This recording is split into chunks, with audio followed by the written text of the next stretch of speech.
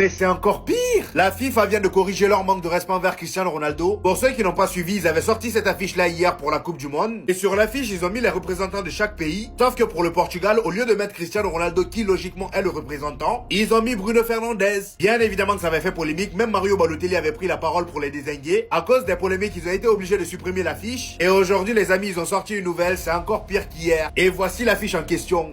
Que quelqu'un vienne me dire que la FIFA aime Cristiano Ronaldo. Là, on a la preuve ultime qu'il le déteste et c'est pas aujourd'hui qu'on l'a compris. Depuis longtemps, on le dit et aujourd'hui, il s'en cache même plus. Et pourtant, quand c'est pour prendre des selfies avec Cristiano Ronaldo, ils sont bien là, vous le voyez derrière. Le président de la FIFA était avec Cristiano Ronaldo à la Maison Blanche, ils ont pris un selfie ensemble. Et là, aujourd'hui, regardez le manque de respect. Vous modifiez une affiche où il n'y a pas Cristiano Ronaldo pour faire une affiche où on voit Cristiano Ronaldo. Mais avec un petit détail, vous mettez la Coupe du Monde dans les mains de Lionel Messi. Ça veut dire quoi ça? Dans la première affiche, Lionel Messi n'avait pas de Coupe du Monde, c'était derrière lui. Comment ici, maintenant que vous avez rajouté Cristiano Ronaldo, vous mettez la Coupe du Monde dans ses mains, il la soulève. Qu'est-ce que ça veut dire concrètement? Ça, c'est pas un manque de respect, ça, franchement. Après, on s'étonne que Cristiano Ronaldo n'ait jamais remporté de Coupe du Monde, c'est normal. Ils ont toujours trouvé un moyen pour lui foutre des bâtons dans les roues. Imaginez un peu si le Portugal remporte la Coupe du Monde. La honte. Vous avez fait tout ça pour qu'il le remporte au final. Et ça m'étonnerait même pas si l'Argentine a un groupe facile. Parce qu'ils ont toujours facilité les choses pour Messi. Oh les gars, Ronaldo il va remporter la Coupe du Monde. La FIFA qui vient de supprimer leur tweet par rapport aux 42 équipes qui sont qualifiées pour la Coupe du Monde. Parce qu'ils ont pas mis Ronaldo les gars à la place de Bruno Fernandes. Allez vérifier. Quand vous allez vérifier sur Twitter les gars, le tweet il n'existe plus. Ils sont pris un coup de pression. Juste après les gars, regardez, ils ont refait un tweet où on voit bien Ronaldo, Messi et Mbappé en tête d'affiche. Et ils nous ont fait un rememoring les gars de ce qui s'était passé en 2022 avec Ronaldo en tête d'affiche aussi et Messi étant donné qu'il a gagné la Coupe du Monde. Moi je vous dis que Ronaldo les gars c'est le favori pour remporter la Coupe du Monde 2026, c'est pas des lots. Entre Monsieur FIFA qui commence à dire les gars le Portugal sera le prochain vainqueur peut-être. Entre la rencontre de ces deux types qui se font qualifier de GOAT. Quand tu vois que le coup de pression les gars il allait tellement loin qu'ils ont dû refaire une affiche avec les 46 équipes en mettant Ronaldo en tête d'affiche, je crois que vous vous rendez pas compte à quel point en fait la FIFA elle est sous la direction de Ronaldo. T'as vu, on pensait que... Moi je pensais les gars honnêtement, Mobutu, il était vraiment à un niveau inatteignable. Mais en fait ce type là, il vient. T'as vu les gars de Nation League finale contre l'Espagne, on pensait tous qu'ils allaient se faire éteindre. Pourtant c'est qui a gagné et qui a été buteur? Cristiano Ronaldo. Ça s'arrête là. Chut. Tu dois aller dans un five et tu dois absolument gagner le match. T'as 6 équipes à disposition. Si tu remportes le match, tu gagnes 1 million d'euros. Tu choisis de partir avec quelle équipe et pourquoi? T'as toutes ces équipes à disposition, regardez. Déjà, on a l'Argentine. Messi, Maradona, Riquelme. Ensuite, t'as le Brésil. Neymar, Alisson, Roberto Carlos, R9, Ronny, Pelé. T'as l'équipe de France. Avec Mbappé, Henry, Zidane, Vieira, Barthez. T'as l'Angleterre. Bon, en vrai, les gars, qu'on se parle sérieux, y a personne qui va prendre l'Angleterre, on va passer. Même s'il y a Beckham, Gérard, Rooney, ils sont bien gentils, mais à côté, voilà. T'as le Portugal, CR7, Figo, Eusebio. Et pour finir, t'as l'Espagne. Là, ça joue au ballon, hein. Xavi Hernandez, Pedri, Iniesta, Sergio Ramos, Casillas, bref, il y a tout le monde. Moi, je vous dis la vérité, les gars. Hein. Portugal, j'élimine. C'est pas assez fort dans un five, je trouve. L'équipe de France, j'élimine. Il y a que Zidane vraiment dans un five qui peut me régaler ici. Mbappé, Henry, tout ça, en five, ils peuvent être très forts, mais à côté des autres, non. Pour moi, ça se joue clairement entre l'Argentine, le Brésil et l'Espagne. L'Argentine, il y a Messi et Maradona, mais les autres, c'est quand même en dessous, même si t'as un très bon gardien. Bon, les gars, on arrête de faire les acteurs 5 minutes. Je pars avec le Brésil, frérot, Neymar, Ronaldinho, Roberto Carlos. Qu'est-ce que tu veux de plus? R9, Alisson en plus à la cage. L'Espagne, en vrai, a 2 doigts de les prendre, hein. Mais là, les gars, Ronny, Neymar, R9, je vais gagner le five sûr et certain, je gagne 1 million d'euros, je me casse.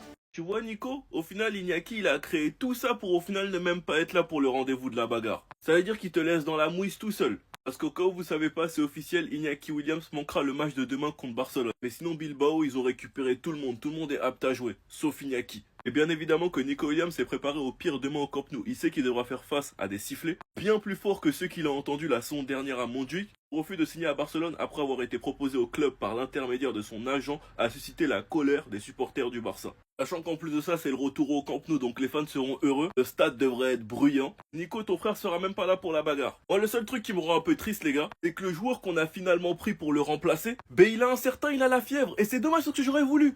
J'aurais voulu voir les deux sur un terrain pour que Rashford montre c'est qui le patron. Sachant que Rashford fait une bien meilleure saison que Nico Williams pour l'instant. Malheureusement, Nico Williams qui est un peu gêné comme Yamal par sa pubalgie. En tout cas, demain, ça va être un match très intéressant. Mais Bilbao est un peu épargné. Un match sans Pedri, sans De Jong qui est suspendu, Rashford qui est pour l'instant incertain, Rafinha qui va commencer sur le banc. Franchement, c'est dommage. Mais en tout cas, ça va être un beau match. Sinon, vous les gars, vous en pensez quoi? Ramenez-vous sur Snap, on s'ennuie. On est sur une des pires raisons de blessure que j'ai pu voir de ma vie. Vraiment. J'espère sincèrement que c'est un prank, même si c'est le coach qui l'a annoncé. Mais voilà, c'est officiel, Cole Palmer va manquer le match face à Burnley, face à FC Barcelone et face à Arsenal. Du coup, deux des plus gros matchs de la première partie de saison de Chelsea, qui se serait cogné l'orteil contre une porte. Vas-y, frère. Notre Cole national, il était censé revenir. Il a même mis une story il n'y a même pas 1 ou 2 jours. Et là, on nous annonce qu'il est indisponible parce qu'il s'est cogné le pied contre une porte. C'est quoi là? C'est une blague. C'est un prank qu'on essaie de nous faire des feintes de frappe et des PlayStation, c'est pas possible. Parce que même moi, des fois, ça m'arrive de me cogner le doigt de pied contre un meuble et tout. Mais pas jusqu'au point de me blesser quand même. C'est quoi, il a mis un penalty sur la porte ou quoi? Comment c'est possible? C'est un prank. Dites-moi la vérité. C'est un prank. Après, d'un autre côté, je me dis que voilà, de toute façon, il revenait de blessure. Il n'allait pas être non plus à 100% contre le FC Barcelone et contre Arsenal. Je me dis aussi que depuis le début de saison, Chelsea, en vrai, on joue sans lui. Là, ça pourrait être une belle opportunité de donner davantage de minutes de jeu à Steven et de le faire confiance. Notamment sur les 2 prochains gros matchs. Parce qu'on sait que Chelsea, lors des gros matchs, on a une composition spéciale qui est celle-ci. On y retrouve notamment Reece James et Gusto. Directement dans le 11 qu'on a vu face à Tottenham, face au Bayern, face au Paris Saint-Germain. C'est ce qu'on risque de voir face au FC Barcelone. Maintenant, en attaque, Neto, il va être dans la compo. Le dernier élément risque de changer. Je pense que Neto va être à gauche et on va mettre potentiellement Steven à droite. Dans le même rôle que Cole Palmer. Et malgré sa blessure, je pense vraiment pas que Chelsea va perdre au Stamford Bridge. Avec Palmer, c'est victoire à 100% garantie. Mais sans Palmer, c'est... Au moins, on perd pas. Et ça, c'est garanti. Pendant la victoire, voilà, elle va dépendre de d'autres facteurs. Pour rester sur le point des blessures, Reece James vient de faire 1 an sans blessure. Waouh. Depuis 2021, je pense que c'était pas arrivé, ça. J'espère qu'on verra la même trajectoire pour notamment Romeo Lavia et Wesley Fofana. Stop. Donc Zahama, on a essayé de me cacher ça. Heureusement que j'ai vu le TikTok Amalia. Heureusement, c'est tombé dans mon feed d'actualité. Mais comment j'ai pu ne pas être au courant de ça? Les Barcelonais, mais minimum, soyez honnêtes, soyez fair play, envoyez-moi ce genre de choses. Le FC Barcelone, à quelle équipe qui a gagné 5 Ligues des Champions, qui est soi-disant un grand club, a demandé à Robert Lewandowski de ne plus marquer en fin de saison 2022-2023. Mais les gars, c'est lunaire, mais c'est une dinguerie. Mais pourquoi ils ont demandé ça à la famille? Lewandowski marquait 2 buts de plus. Le Barça aurait dû payer 2,5 millions d'euros au Bayern Munich. L'Obs originel, le club qui les a victimisés. Par la suite, le Polonais n'a pas marqué lors des 2 dernières journées de Liga, mais rien n'indique si c'était volontaire ou non. Mais bien sûr, c'était volontaire. Voilà, c'était volontaire, voilà, je le dis, 1 point, c'est tout, c'est sûr et certain. Quelle honte, les gars. Les Barcelonais, voilà, des fois, vous avez pas honte de votre club, des fois. Par moment, moi, si le Real Madrid faisait des trucs comme ça, les gars, je pourrais pas regarder mon club devant la glace. Même 2,5 millions d'euros. Pour un grand club comme vous, vous n'êtes même pas en capacité de donner ça. Voilà la honte. C'est la chouma, les gars, la chouma. En tout cas, les gars, j'espère que l'information, elle est fausse pour vous. Parce que voilà, comme de par hasard, je vois pas les Barcelonais parler de ça. C'est là, tout à l'heure, j'ai vu la vidéo Amalia. Je me dis, mais pourquoi la vidéo, elle est pas tombée dans mes mains? Normalement, elle devrait tomber dans mes mains et...